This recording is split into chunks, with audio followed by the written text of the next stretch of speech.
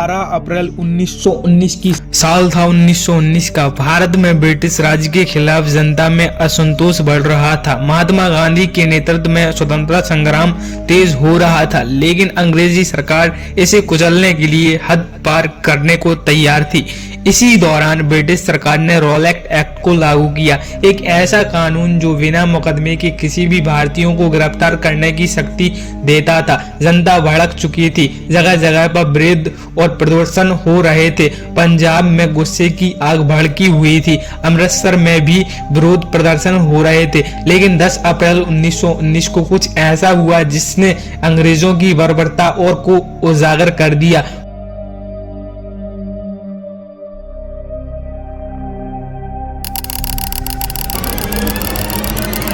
British अधिकारियों ने दो प्रमुख भारतीय नेताओं डॉक्टर सत्यपाल और डॉक्टर सैफुद्दीन खिचलू को गिरफ्तार कर लिया।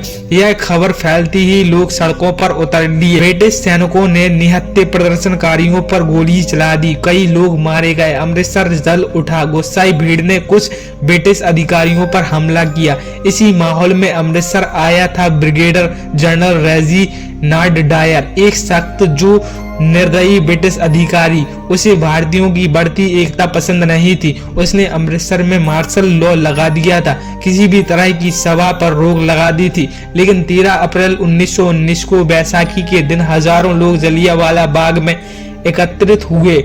कुछ लोग रॉलेट एक्ट का विरोध कर रहे थे तो कुछ लोग त्योहार मनाने आए थे। किसी को नहीं पता था कि यह शाम उसकी जिंदगी की आखिरी शाम होगी। शाम के करीब 5:15 बजे हुए थे। जनरल डायर अपने 90 सैनिकों के साथ जलियांवाला बाग पहुंचता है। बिना किसी चेतावनी के उसने बाग को चारों तरफ से घेर लिया। फिर आया वह आदेश जिसने जलियांवाला बाग को मौत का मैदान बना दिया। गोलियां चलनी शुरू हुई, कोई बचने का रास्ता नहीं था। चारों तरफ चीखें, खून, दर्द और था। लोग बेतहाशा भागे लेकिन दीवारों से टकरा गए, सकरी गलियों में फंस गए। कई लोगों ने कुएं में कूदकर जान बचने की कोशिश की, लेकिन वह भी मौत का कुआं बन गया।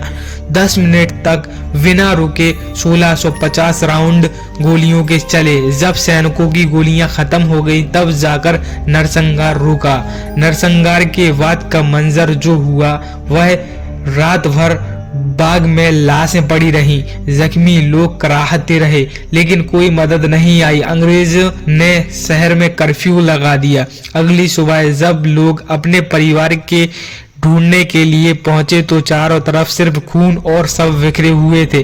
ब्रिटिश सरकार ने इस हत्याकांड पर पर्दा डालने की कोशिश की, लेकिन जब यह खबर पूरी दुनिया में फैली तो अंग्रेजों की क्रूरता सबके सामने आ गई। ब्रिटिश संसद में इस हत्याकांड पर बहस हुई, लेकिन जनरल डायर को कोई सजा नहीं दी गई, उसे सिर्फ पद से हटा दिया गया। लेकिन भारत की जनता को इस जुल्म को कभी माफ नहीं किया।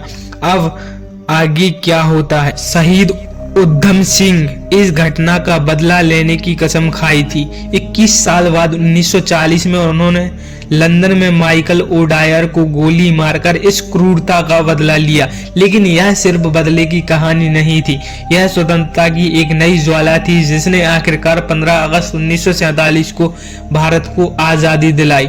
आज भी जलियांवाला बाग एक मूक गवाही बनकर खड़ा है। यह सिर्फ एक स्मारक नहीं बल्कि उन हजारों शहीदों की याद है जिन्होंने भारत की आजादी के लिए प्राण न्यौछावर कर दिए।